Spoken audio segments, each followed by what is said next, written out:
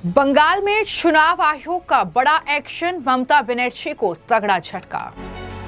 चुनाव आयोग ने ममता सरकार के टॉप अधिकारियों को हटाया। 13 जिलों के एसपी समेत 19 सीनियर अधिकारियों का हुआ तबादला। पश्चिम बंगाल विधानसभा चुनाव की तारीखों की घोषणा के बाद अब बंगाल में चुनाव आयोग का बड़ा एक्शन लगातार जारी है।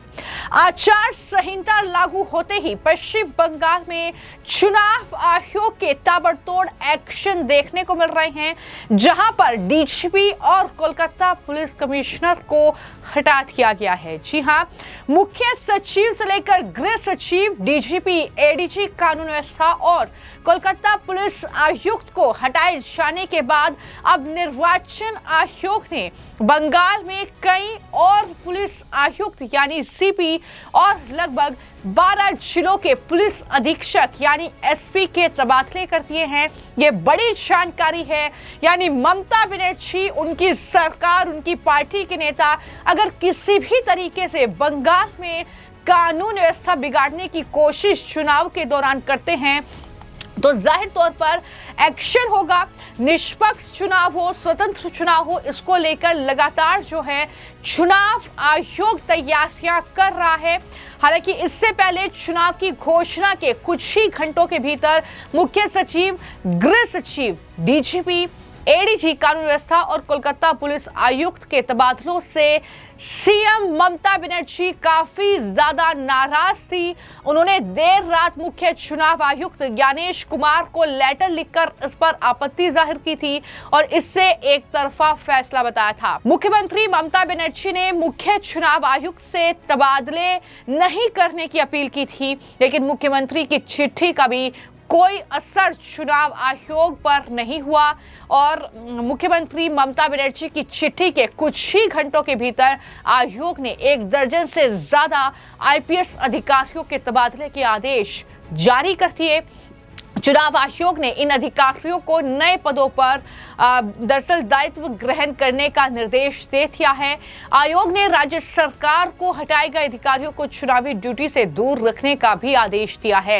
यानी इस तरीके से चुनाव आयोग ये मेक श्योर कर रहा है कि ये जो तमाम अधिकारी हैं जो पश्चिम बंगाल में अलग अलग पद पर थे, वो दरअसल चुनाव की ड्यूटी से भी दूर रहेंगे। यानी किसी भी तरीके की कोई गड़बड़ी, किसी भी तरीके की कोई हिंसा चुनाव के दौरान पश्चिम बंगाल में ना हो, इसको लेकर कहीं ना कहीं तैयारियां पूरी कर ली गई है।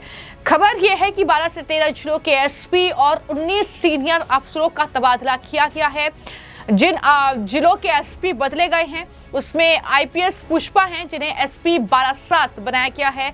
आईपीएस जसप्रीत सिंह है, जिन्हें कूच बिहार का एसपी बनाया गया है।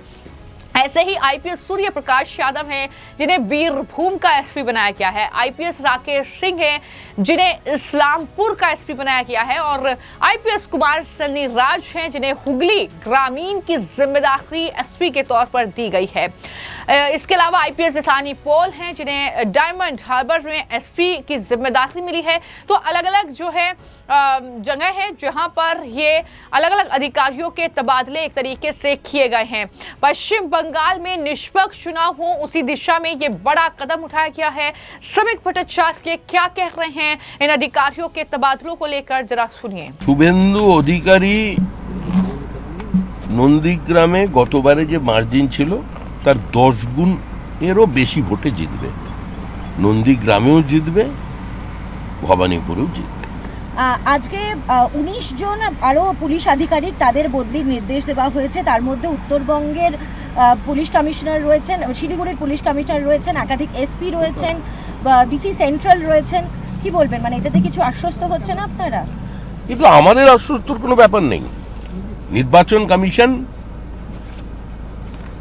সাংবাদিক সম্মেলন করে বলেছেন তারা ভয়মুক্ত, রক্তপাতহীন নির্বাচন করাবেন এবং ত্রুটিমুক্ত ভোটার লিস্ট পশ্চিমবঙ্গবাসীকে উপহার দেবেন। এটা তাদের দায়িত্ব এবং দায়বদ্ধতা। এর সঙ্গে বিজেপির কোনো যোগাযোগ নেই। তবে হ্যাঁ, গলি থেকে রাজপথ পশ্চিমবঙ্গের মানুষ চাইছেন যে পুরো সরকারটাকেই সরিয়ে দিয়ে নির্বাচন করতে, কিন্তু বিজেপি নীতিগতভাবে প্রতিহিংসার রাজনীতির মতো যেটা কংগ্রেস করেছিল, যার গর্ভ থেকে জন্ম নিয়েছে তৃণমূল কংগ্রেস, 356 ধারা প্রয়োগের বিরোধী। তাহলে এত কর্মী খুন হওয়ার পরেও,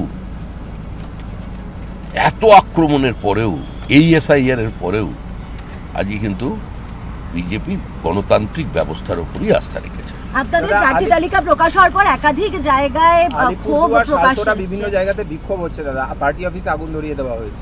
কোথায়? আলিপুরদুয়ারে। আমাদের লোকেরা করে বিচ্যুতি তো থাকে। तो डीजीपी और मुख्य सचिव को हटाने के बाद मुख्य चुनाव आयुक्त ज्ञानेश कुमार ने अब कमिश्नर से लेकर एसपी तक पूरी पुलिस व्यवस्था में फेरबदल कर दिया है और ऐसा लग रहा है कि इस बार निश्चित रूप से बिना डर के, बिना धमकाए हुए, हिंसा से मुक्त और प्रलोभन से मुक्त चुनाव पश्चिम बंगाल में होगा, ऐसी फिलहाल तस्वीर नजर आ रही है। लेकिन जब चुनाव 2 फेज में होगा, क्या तस्वीर सामने आएगी, किस तरीके से चुनाव आयोग जो है शांतिपूर्ण तरीके से वहां पर चुनाव संपन्न कराता है, ये देखना होगा। क्या राजनीतिक गुंडों से निपटने में चुनाव आयोग कामयाब रहेगा, ये भी देखना होगा, क्योंकि अब से पहले पश्चिम बंगाल में जो भी चुनाव हुए हैं उसमें लगातार हिंसा का दौर देखने को मिला है। लेकिन क्या चुनाव आयोग की जो तैयारियां हैं, फिर चाहे वो सेंट्रल फोर्स की तैनाती करना हो पश्चिम बंगाल में, फिर चाहे वो अफसरों के तबादले करना हो, क्या वो काफी रहेंगे इस तरीके से इस गुंडागर्दी को रोकने के लिए, ये भी कहीं ना कहीं देखना होगा। जैसा कि मैं बार बार जानकारी आपको दी कि चुनाव जो है 2 फेज में होंगे। 23 अप्रैल को पहले फेज का चुनाव होगा और दूसरे चरण का चुनाव 29 अप्रैल को होगा। तो आचार संहिता लागू हो चुकी है और प्रशासनिक स्तर पर ये बड़े बदलाव हो रहे हैं। पुलिस महकमे में ये बड़ा फेरबदल क्या ममता बनर्जी को भारी पड़ेगा, क्या ममता बनर्जी की मुश्किलें बढ़ाएगा, क्योंकि पुलिस महकमे का किस तरीके से इस्तेमाल ममता बनर्जी करती रही हैं ये किसी से छिपा नहीं है। यहाँ तक कि कोलकाता में भी बड़ा फेरबदल हुआ है। पश्चिम बंगाल का नया पुलिस महानिदेशक डीजीपी नियुक्त किया गया है। इसके अलावा सुब्रतम सरकार की जगह अजय कुमार नंद को कोलकाता का नया पुलिस कमिश्नर बनाया गया है। इसको लेकर मनोज सिंघा जो कि बीजेपी के नेता हैं, उन्होंने क्या कहा है, जरा सुनिए। 15 বছর আপনি কি করেছেন? আপনার খুশি মতন কাজ করেছেন, কোনোদিনও বিরোধী দলের যারা সাংসদ, বিধায়ক, মন্ত্রীদেরকে কোনোদিনও আপনি প্রশাসনিক বৈঠকে ডাকেননি। আর আপনি দেখুন যে একজন রাষ্ট্রপতি গিয়েছিলেন সেখানে, তাকেও কিভাবে অসম্মান করা হয়েছে। আর উনার মন্ত্রীরা, বিধায়করা কতবার আমাদের মহামহিম রাষ্ট্রপতির গায়ের রং নিয়ে অঙ্গভঙ্গি করে বলেছেন, সে সময় তো উনি এক শব্দ কোনো খরচ করেননি। আর উনি চিঠি লেখার উনার অভ্যাসে পরিণত হয়েছে। উনার দেশের সাংবিধানিক সংস্থার উপরে কোনো বিশ্বাস নেই, সেই জন্য এই ধরনের কখনো পথে নেমে তাদের বিরুদ্ধে আন্দোলন করা, তাদেরকে কার্যকর্তা দিয়ে গবেকের স্লোগান লাগানো, এটা অভ্যাসে পরিণত হয়েছে। আর যেটা রেগুলার ট্রান্সফার, দেখুন যদি কোনো অধিকারীর থাকতে, যদি সেখানে কোনো ইম্পার্সিয়াল ইলেকশন যদি না হয়, নিষ্পক্ষ চুনাव যদি সেখানে না হয়, তো স্বাভাবিক কারণে সে অধিকারীর সেখানে ট্রান্সফার হবে। প্রথম লিস্ট ক্যান্ডিডেটের যখন অ্যানাউন্স হলো, তারপরে আপনার এরিয়াতে আলিপুরে যেভাবে অশান্তি হয়েছে, আগুন লাগানো হয়েছে, কেন এইসব ঝামেলা কেন? দেখুন, আগুন কোথায় লাগানো হয় নাই। দেখুন, পরিবার বড় হলে পরিবারের মধ্যে বাদ বিবাদ থাকাটা স্বাভাবিক, কিন্তু সকলেই আমাদের পরিবারের সদস্য আছেন। আর নিজ পরিবারের যখন কোনো সমস্যা থাকে তো স্বাভাবিক কারণে যদি আমরা সকলে মিলে বসি তাহলে সেই সমস্যার সমাধান নিশ্চিতভাবে সেই সমস্যার সমাধান হবে, চিন্তার কোনো কারণ নেই। तो ये बड़ा प्रशासनिक फेरबदल पश्चिम बंगाल में चुनाव से ठीक पहले किस तरीके से ममता बनर्जी के लिए मुसीबत बढ़ाएगा, ये कहीं ना कहीं देखना होगा। फिलहाल आपकी इस खबर को लेकर क्या राय है, हमें कमेंट बॉक्स में जरूर लिखें। धन्यवाद।